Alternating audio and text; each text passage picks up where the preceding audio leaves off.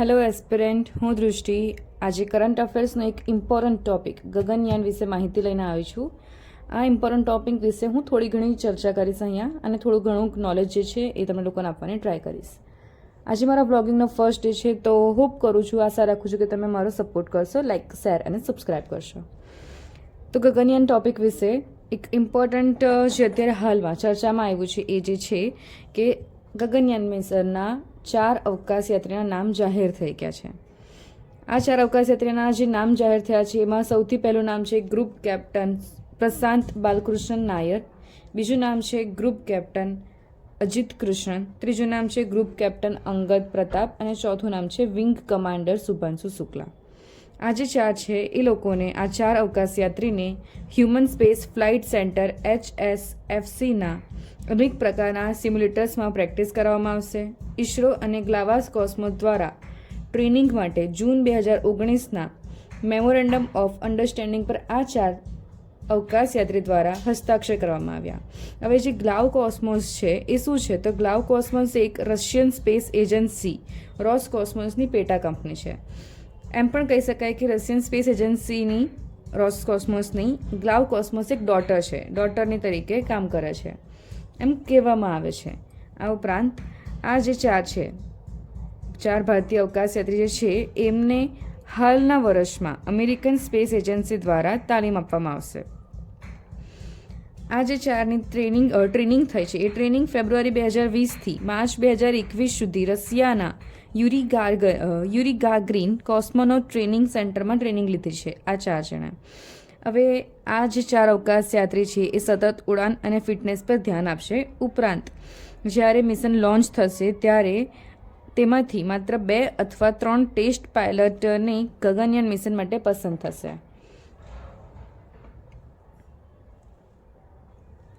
આ ઉપરાંત 2018માં સ્વતંત્રતા દિવસ દરમિયાન પીએમ શ્રી નરેન્દ્ર મોદી દ્વારા ભાષણ આપવામાં આવ્યું હતું. જાહેરાત કરવામાં આવી હતી કે ગગનયાન મિશનની શરૂઆત 2022માં થશે અને 2025માં લોન્ચ થવાની ધારણા કરવામાં આવી છે. એમના વિશે એમણે ગગનયાન મિશન વિશે આટલી જાણકારી આપી હતી, એટલી જાહેરાત કરી હતી. આ ઉપરાંત ભારતનું પ્રથમ માનવ અવકાશ મિશન થશે આ, જે 3 દિવસ માટે 400 કિલોમીટરની નીચી ભ્રમણકક્ષા, 400 કિલોમીટરની નીચી પૃથ્વી ભ્રમણકક્ષા પર માનવોને અવકાશમાં મોકલવાના અને તેમને સુરક્ષિત પૃથ્વી પર પાછા લાવવા માટે થશે. અને ગગનયાન મિશન માટે કેટલાક મોડ્યુલ બહાર પડ્યા છે, જે કે ક્રૂ મોડ્યુલ. ક્રૂ મોડ્યુલ શું છે? તો અવકાશમાં પૃથ્વી જેવા વાતાવરણમાં રહેવા યોગ્ય જગ્યા બનાવવાની અને ટચડાઉન સુધી ઉતરતી વખતે સેફટી અને પુનઃ પ્રવેશ માટે ડિઝાઇન કરવામાં આવે છે. સેફટી અને પુનઃ પ્રવેશ કરી શકાય તે રીતે ડિઝાઇન કરવામાં આવ્યું છે. બીજું મોડ્યુલ છે સર્વિસ મોડ્યુલ. સર્વિસ મોડ્યુલ એ છે કે એક દબાણ વગરનું માળખું તૈયાર કરવામાં આવશે અને જેનો ઉપયોગ ભ્રમણકક્ષા દરમિયાન ભ્રમણકક્ષા કરતી હોય ત્યારે સીએમને જરૂરી આધાર પૂરો પાડવા માટે કરવામાં આવશે. ત્રીજું છે લોન્ચ વ્હીકલ. લોન્ચ વ્હીકલ વિશે અત્યારે જાણીએ તો લોન્ચ વ્હીકલ માર્ક 3 એટલે કે LVM3ને HLVM3માં રૂપાંતરિત કરવામાં આવશે. અહીંયા H જે છે એ માનવ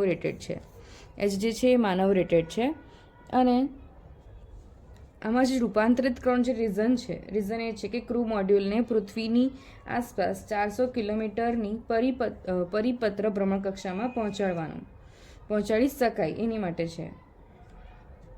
અને બાદમાં જે રોકેટનું નામ બદલીને હ્યુમન રેટેડ લોન્ચ વ્હીકલ કરવામાં આવશે HRLV. બીજો તબક્કો જે આવશે બીજા તબક્કામાં વ્યોમમિત્રાનું લોન્ચિંગ સામેલ થશે. અને વ્યોમમિત્રા જે છે એ એક મહિલા સ્પેસ ફેરિંગ હાફ હ્યુમનોઇડ રોબોટ છે, જે ગગનયાન મિશન માટે પ્રોટોટાઇપ છે. અવકાશયાત્રી તાલીમ સુવિધા બેંગ્લોરમાં સ્થાપિત કરવામાં આવી છે. અત્યાર સુધી જે આપણા અવકાશયાત્રી હતા એ બહાર, જે કે અત્યારે આ જે 4 અવકાશયાત્રી હતા એ બહાર, એટલે કે અમેરિકા સ્પેસ એજન્સી દ્વારા આ વર્ષે તાલીમ લીધી. આ ઉપરાંત એમણે ફેબ્રુઆરી 2020થી માર્ચ 2021 સુધીમાં રશિયાની યુરી ગાગરીન કોસ્મોનોટ ટ્રેનિંગ સેન્ટરમાં ટ્રેનિંગ લીધી. એ રીતે એ લોકો અત્યાર સુધી આઉટ ઓફ ઇન્ડિયા જઈને ટ્રેનિંગ લીધી. પણ હાલ હવેથી એ લોકો માટે અવકાશયાત્રી તાલીમ જે સુવિધા છે એ બેંગ્લોરમાં સ્થાપિત કરવામાં આવી છે. બરાબર. આ ઉપરાંત પીએમ શ્રી નરેન્દ્ર મોદી દ્વારા મિશન ગગનયાનની પ્રગતિની સમીક્ષા કરવા માટે હાલ તેઓ કેરળના તિરુવનંતપુરમમાં વિક્રમ સારાભાઈ સ્પેસ સેન્ટરની મુલાકાત લેશે. વિક્રમ સારાભાઈ સ્પેસ સેન્ટરની તે મુલાકાત લેશે શાની માટે? તો જે ગગનયાન મિશન થવાનું છે એને સમીક્ષા કરવા માટે. એની સમીક્ષા કરવા માટે મતલબ કે એની ચકાસણી કરવા માટે કે કેટલી પ્રગતિ થઈ છે, કેટલી નથી થઈ, શું કરવાનું બાકી છે, બધું પીએમ શ્રી નરેન્દ્ર મોદી દ્વારા જાણકારી લેવામાં આવી છે.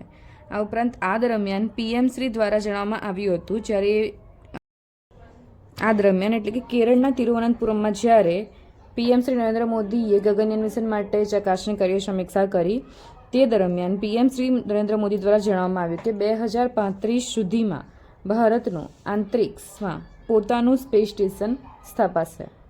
એમણે એક જાહેરાત કરી કે 2035 સુધીમાં ભારતનું અંતરિક્ષમાં પોતાનું સ્પેસ સેન્ટર હશે. આ ઉપરાંત 3 સ્પેસ ઇન્ફ્રાસ્ટ્રક્ચર પ્રોજેક્ટનું ઉદ્ઘાટન કર્યું અને તેનો આશરે ખર્ચો થશે 1800 કરોડના 3 સ્પેસ ઇન્ફ્રાસ્ટ્રક્ચર પ્રોજેક્ટનું ઉદ્ઘાટન કરશે. ઉદ્ઘાટન તેમણે કર્યું હતું 1800 કરોડના 3 સ્પેસ ઇન્ફ્રાસ્ટ્રક્ચર પ્રોજેક્ટનું.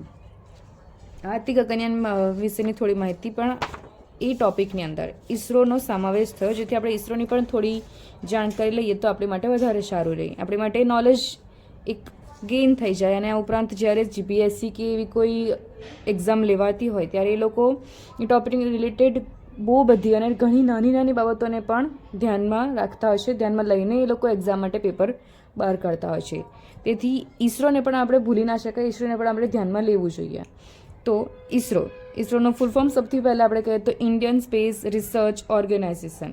1962માં વિક્રમ સારાભાઈની અધ્યક્ષતાની અંદર પરમાણુ ઉર્જા વિભાગ અંતર્ગત, જેને DAE department of atomic energy જે હતું એના અંતર્ગત ભારતીય રાષ્ટ્રીય અંતરિક્ષ અનુસંધાન સમિતિની રચના કરવામાં આવી અને 1969માં તેનું નામ બદલવામાં આવ્યું અને તેનું નામ રાખવામાં આવ્યું ભારતીય અંતરિક્ષ અનુસંધાન સંગઠન ઇસરો. આનું ઇંગ્લિશ નેમ જે છે એને ગુજરાતીમાં જોવા જાય તો ગુજરાતી નામ થશે ભારતીય અંતરિક્ષ અનુસંધાન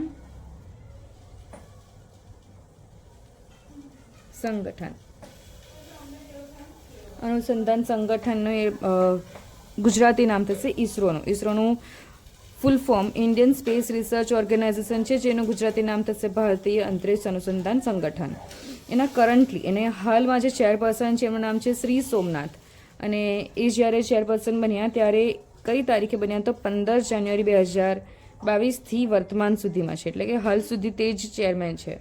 અત્યાર સુધી ટોટલ 11 ચેરમેન થઈ ગયા છે અને આ બધા જે ચેરમેન હોય છે, બધા જે ચેરપર્સન હોય છે ઇસરોને રિલેટેડ, એ સીધા વડાપ્રધાનને જવાબદાર થાય છે. આઈ હોપ આ જે માહિતી હતી એ તમારી માટે ક્લિયર થઈ ચૂકી હશે, આ ટોપિક તમારી માટે ક્લિયર થઈ ગયો હશે. અને આના રિલેટેડ કોઈ ક્વેશ્ચન હોય તો તમે કમેન્ટ સેક્શનમાં જરૂરથી મને પૂછી શકો છો. થેન્ક યુ તમારો સમય આપવા માટે. Thank you.